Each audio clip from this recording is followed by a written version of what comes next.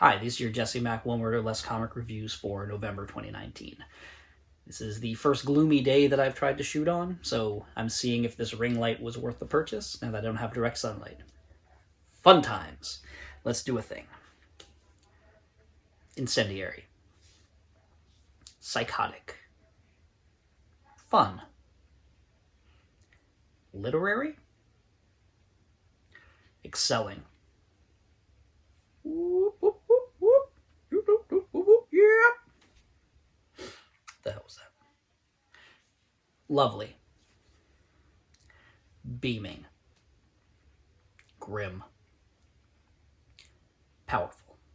One word or less comic reviews. Pow! All right. So, let's look at some comic books here.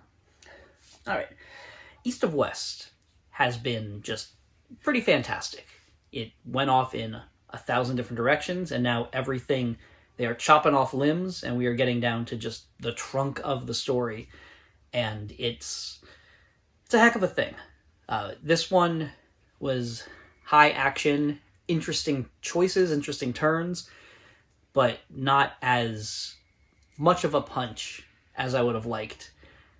This was I didn't read a whole lot of comics this month for some reason, so up until this last week, I had some comics at the bottom of my list that were like, I'm not even sure, like, I didn't love this, but it's still on here, and then I got 4 or 5 comics that I bought in the last week of November that just jumped into the final list, so.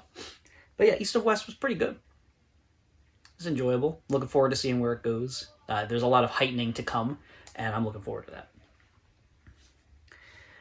Joker Killer Smile. I tend to recoil a bit and try to avoid when there's obvious tie-in junk, where it's like, oh, there's a Joker movie, so here's a Harley Quinn miniseries in big format, and here's a Joker miniseries in big format, and everything.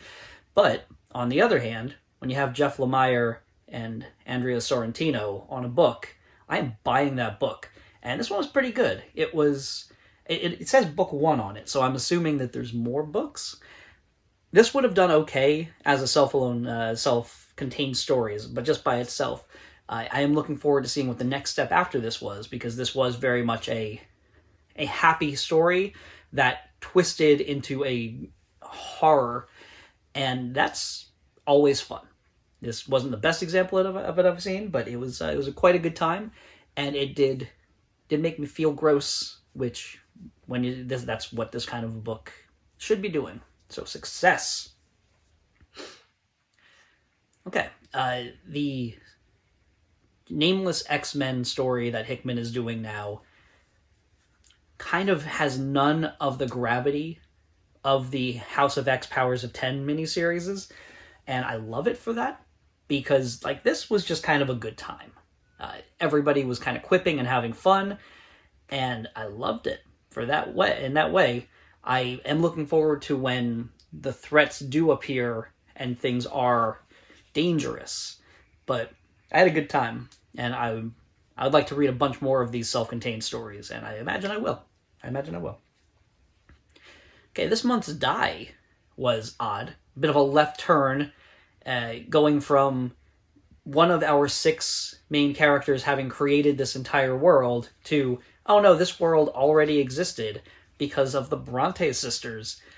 Okay. I mean, that is well above my head as far as knowledge, but the story presented here was definitely horrible enough to be in Die, and I don't know how much of that is true. I think from reading the back matter, it seems like this is actually part of the Brontes' history as it is. So it's very weird that that's a thing, and that it. How is this the first I'm hearing about it? But it's an interesting tweak, and it definitely changes up some of the rules.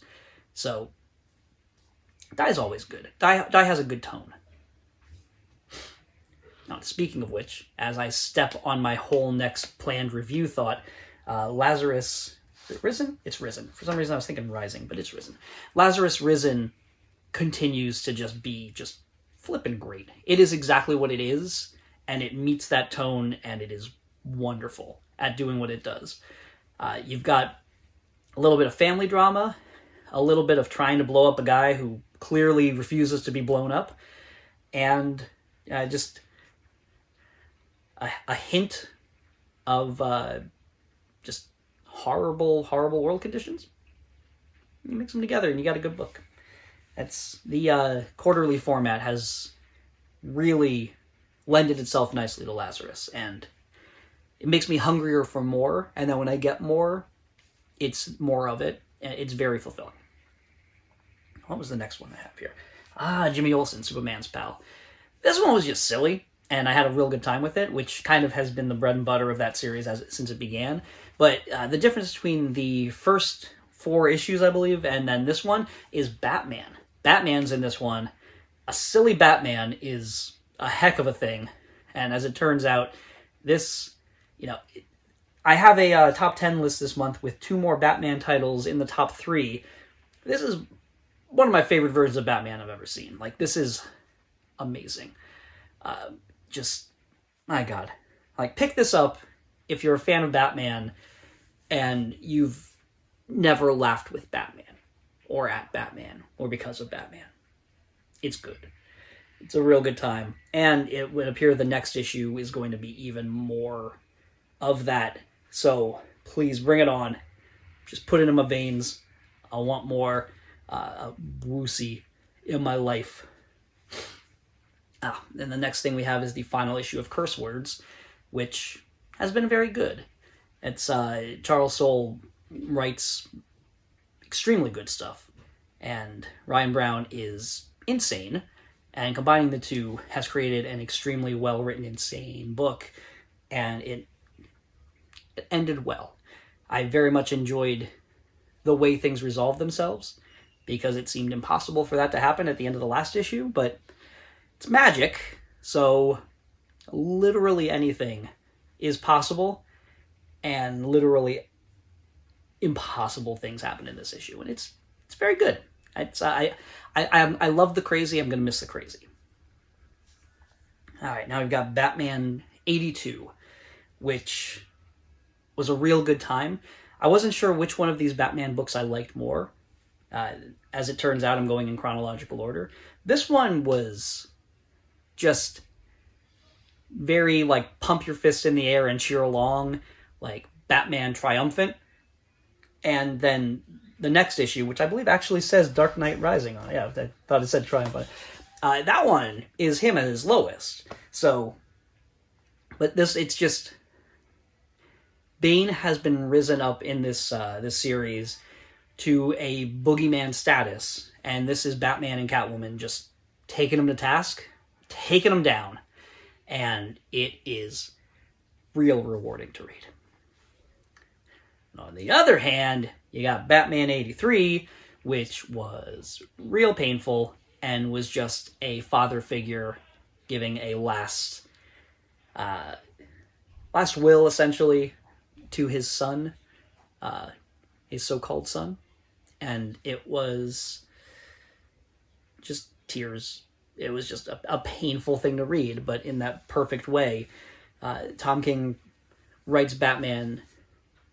This is outside of the silly factor of a good Matt Fraction Batman. This is about as good as Batman can be, I think. It's just so tight, good. And as it turns out, Batman is a very good foil for Batman. This month we also say goodbye to the Unbeatable Squirrel Girl. And I'm not ready to let it go, but I am ready for Ryan North to get to write something that's not Squirrel Girl on a monthly basis. And I'm happy that everybody gets to move on to other pastures that may not be as green, but are definitely going to be grazed by me regardless. It will be missed. It was great to have one last go with these characters, and all right, I'm going to take a moment. Ricky B. Rick? I don't know. Hi, Rick. What are you doing up here? Other than being cute and ruining my shot. Ricky B. Oh, come on, Beef. Beefy, what are you doing? Alright. So Squirrel Girl was very good. Oh, you're slightly wet. It is freezing raining outside. Squirrel Girl is always great. And this presented the very nice idea that it's not that Squirrel Girl is ending, it's that Squirrel Girl is complete. Like, we have now a full story, and as such, it was a wonderful thing to behold, and I loved it a lot. It's like, I love this dog who is seriously like, what are you doing? What? Why can't anyone else help you? Why has it got to be me? I love you, Papa. Yes. All right. I'll see you next month.